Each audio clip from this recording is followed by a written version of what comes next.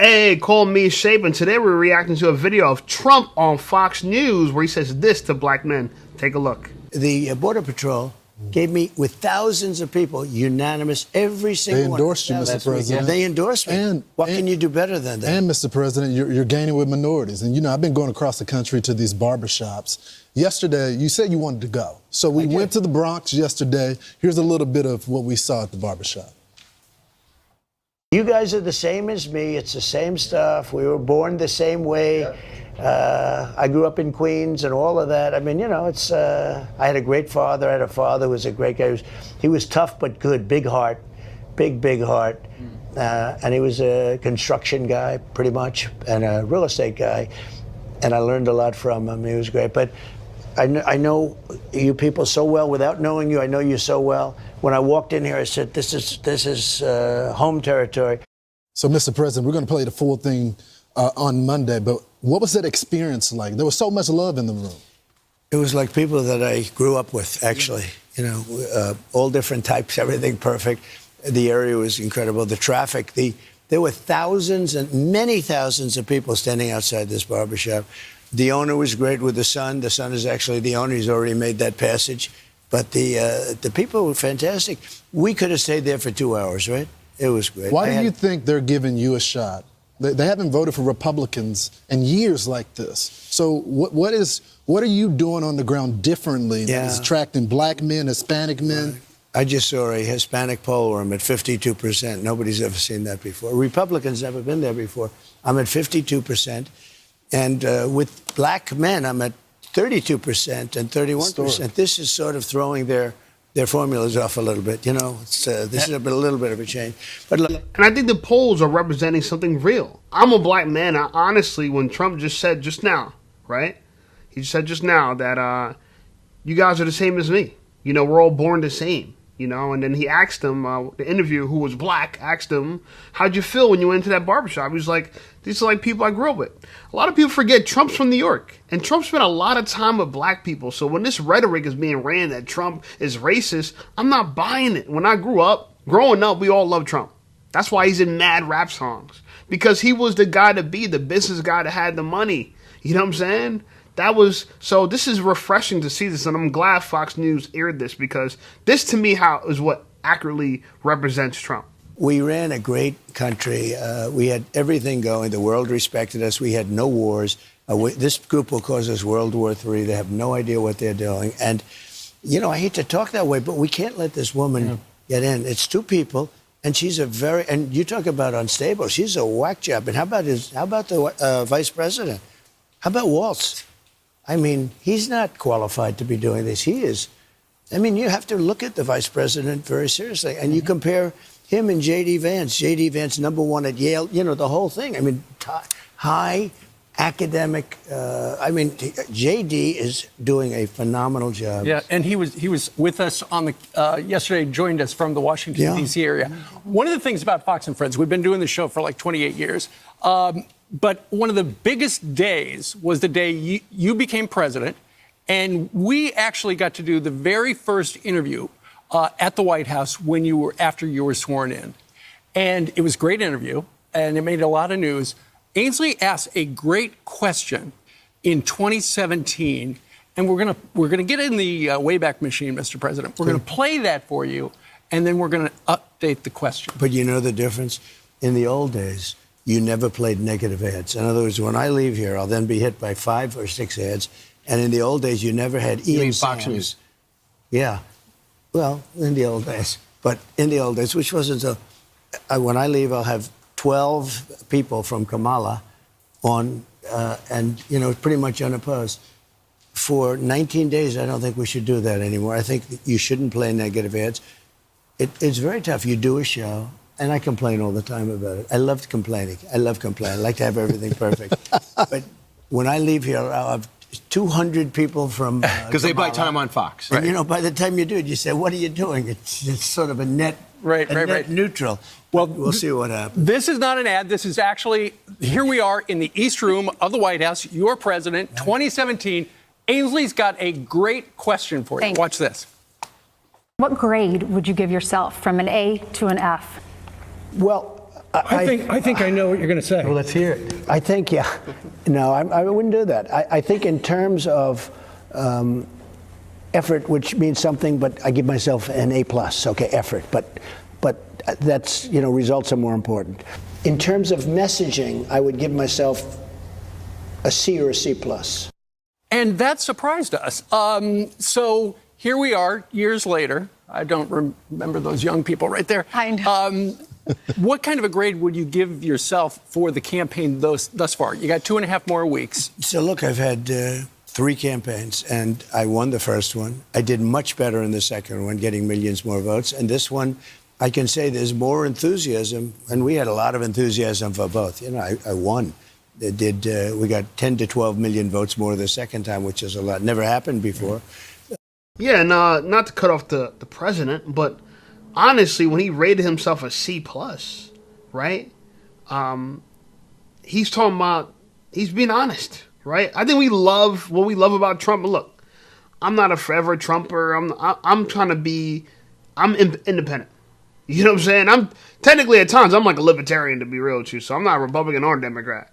But when I look at this stuff, I say to myself, this is a guy that feels trustworthy. Right? Because he seems like he says things that he actually means. Like when he said what he said about in the barbershop, that felt genuine. That didn't felt like I'm just trying to appeal to you and played the part.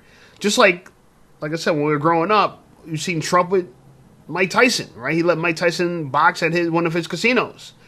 So, you know what, man? I'm curious of what's going to be like this election. I'm really curious because I do feel like maybe it's possibly something funny happened last election.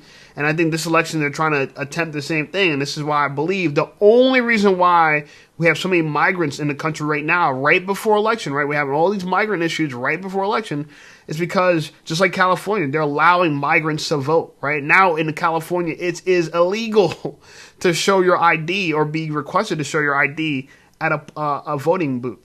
Very, very strange. I don't know. And that's why when they call him Gavin Newscum, I understand, but for all my my liberal fans and stuff, listen, I'm trying to tell it and call it as I see it. I think that's very strange that we don't need an ID to vote in this country. Just saying. I think this is the best campaign. A for effort? Oh, for effort. What about for... Nobody works What like about me. for the message? I think I have to go higher than an A.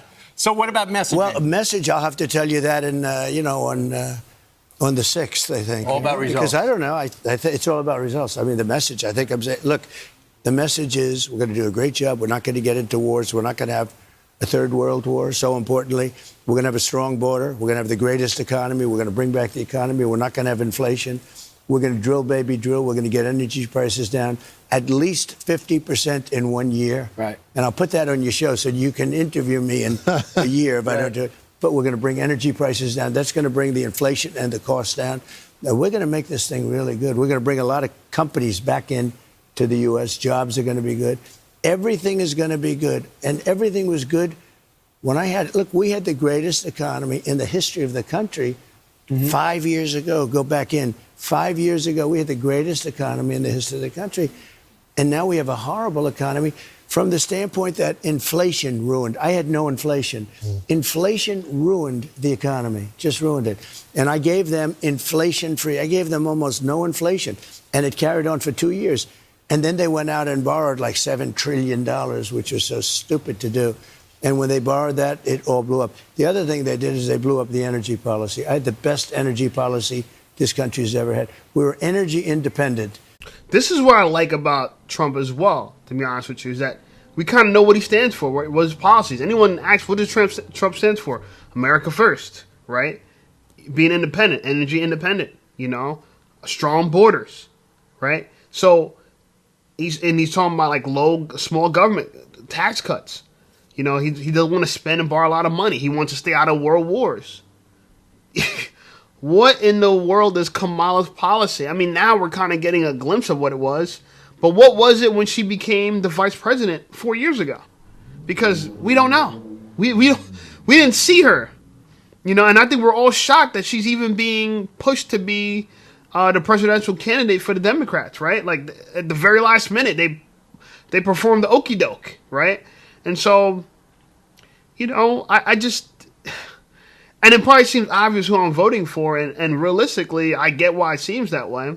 And I'm even on the border whether I should even vote or not, because I'm in New Jersey, so the chances of Trump winning New Jersey is very small anyway. But I do think popular vote means something. I don't know what that means, but it means something. So there's I guess a prize for that. But I just, when I look at all these things, I gotta be honest, man. I gotta be real. And I know politics is our touchy subject, but I love America. I'm an American. I'm born in America. I'm the first generation American in my family. We're from Trinidad. We're from the Caribbean. My dad worked hard for me to have this opportunity that I have here.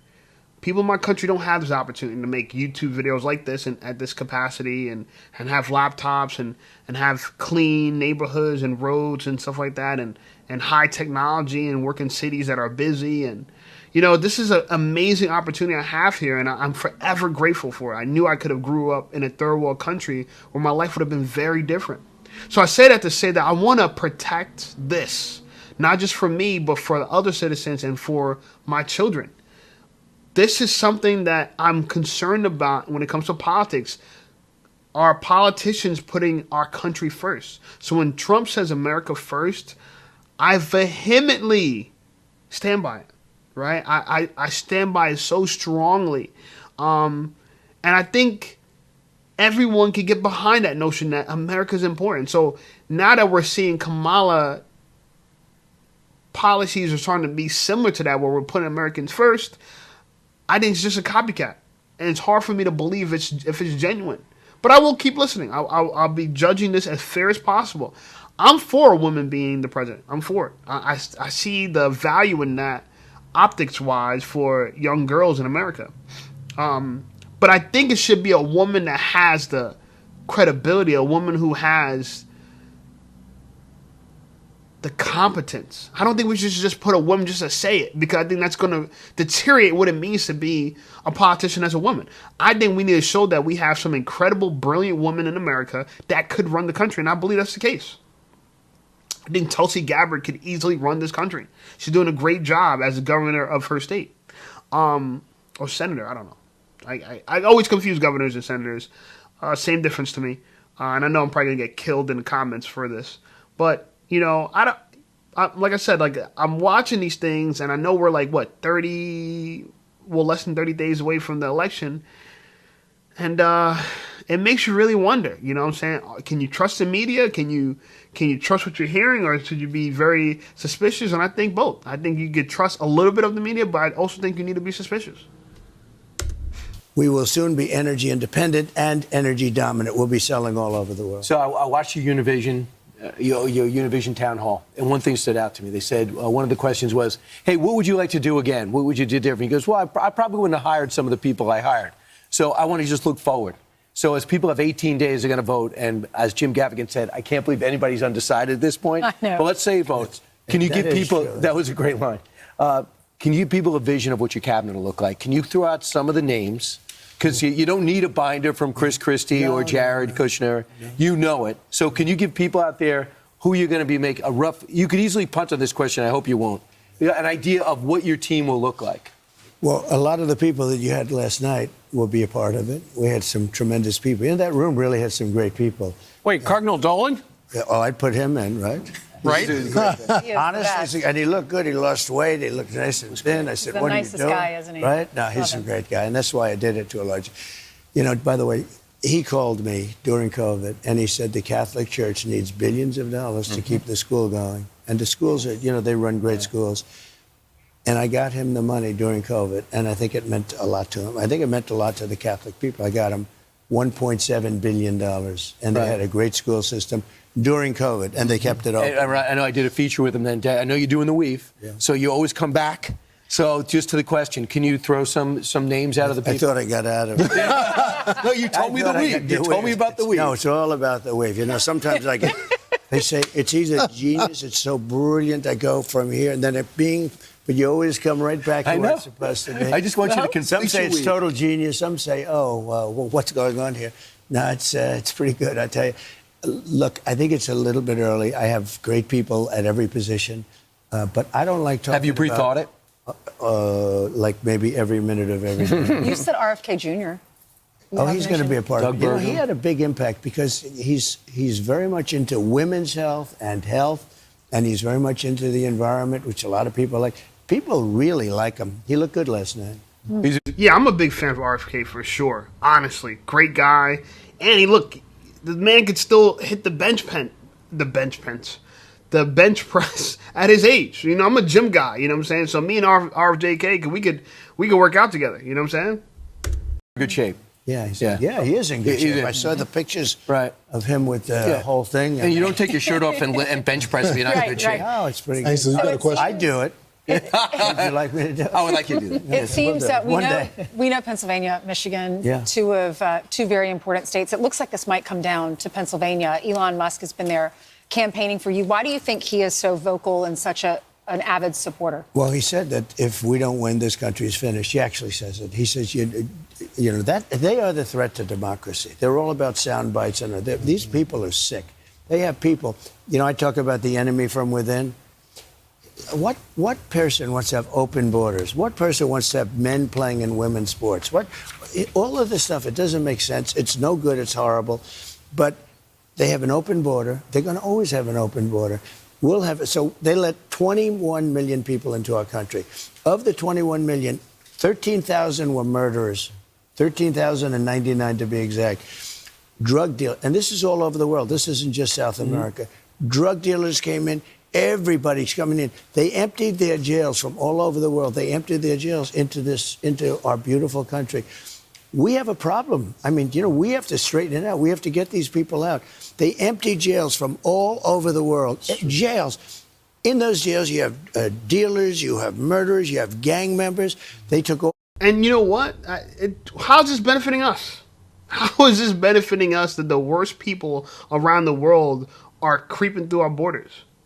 Like this, like think of it like this, right? In your house, would you want to live in a home with no walls where anyone could walk in and just mess with your stuff, steal your stuff, impact your livelihood? No, we have doors with locks on it for everything. Our cars, our homes, for everything. Shit, we have doors with locks on it for our gym lockers.